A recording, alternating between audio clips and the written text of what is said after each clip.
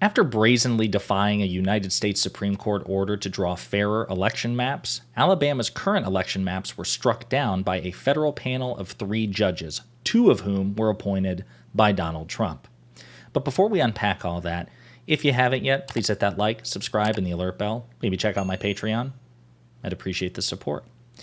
All right, so we discussed this story weeks ago. All right, the United States Supreme Court, as terrible as it is, with its 6-3 regressive conservative supermajority, will occasionally do the right thing, just as a broken clock is right twice a day. And one of the rulings that they had with respect to the state of Alabama, controlled, of course, by Republicans, is that their maps, their voting maps, were gerrymandered, were indefensibly gerrymandered, okay? In that black people in Alabama comprise more than 1/4 of Alabama's population, and yet white people were a majority in at least, I think, 6 out of the 8 districts, okay? So what didn't match? And the United States Supreme Court reaffirmed a lower court ruling which said Alabama has to redraw their voting maps to be fairer, and it put at least 2 congressional districts in Alabama as majority black. And instead, what Alabama did was they created 1 majority black district and then another district which I think was only about 40% black. Okay, so it was a pretty blatant defiance of a United States Supreme Court order. This coming from the party that says that United States Supreme Court orders are sacrosanct, okay? Well, that map was struck down. Those that attempted a new map, which again was a pretty blatant defiance of the U.S. Supreme Court, it was struck down by a panel of federal judges. We're going to play this clip and then we will unpack it together. All right, we have breaking news. Just moments ago, a federal court struck down Alabama's newly drawn congressional map because it did not create a second majority black district. In the opinion, the judges say they were, quote, disturbed by the state's actions in this case. A federal court had told Alabama they had to go redraw their districts to include 2 majority black districts. Alabama came back and did not complete the homework assignment, basically, according to this federal court today. I want to bring in CNN's Joan Pascupic. Joan, bring us up to speed here.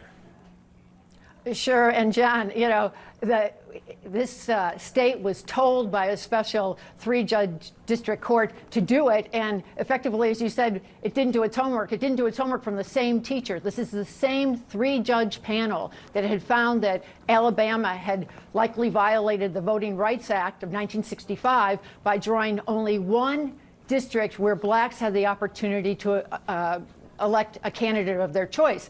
Alabama has 7 districts. 27% of the population is African American, and state legislators only had drawn 1 district where they could have elected a candidate of their choice, and they had in that one particular district. So right there, you see they drew 1. Wow, how shameless. 1 with 50.6% black. That's 1 technically majority black district, right? But just barely. And then the other one's not even 40%, right? So a pretty blatant, egregious, disregard for this 3-panel federal court, which again, their ruling was upheld by the U.S. Supreme Court. So it's defiance of a U.S. Supreme Court order. Now, there's really no point because, again, they're probably just going to reiterate everything I said. But again, I want to point out here, this was a unanimous decision from a 3-judge panel which had overseen the case before it reached the Supreme Court. The judges wrote they were disturbed by Alabama's actions in the case. We are deeply troubled that Alabama has enacted a map that the state readily admits does not provide the remedy we said federal law requires, the judges said, 2 of whom were appointed by Donald Trump, okay?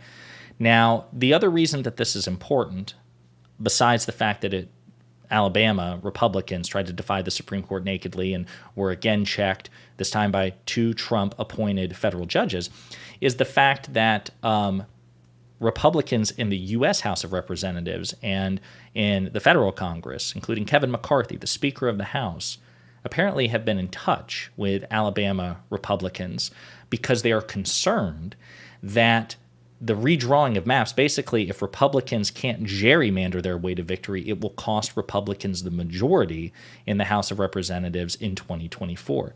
Folks, I don't want to belabor the point here because we've done multiple videos about it. We're going to do multiple videos about it again in the future because Republican gerrymandering is a phenomenon which will not go away anytime soon.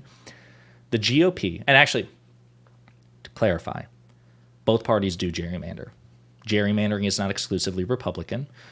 Democrats have gerrymandered. I would argue, in this political climate, Democrats should try to gerrymander more if need be, because Republicans aren't going to do it or going to stop doing it. And also the difference is Republicans do it on racial grounds. This is a pretty egregious example of racial gerrymandering. Believe it or not, there is some constitutional allowance for gerrymandering, as despicable as that may sound. You're just not supposed to do it based on things like race. Here, Alabama is doing just that.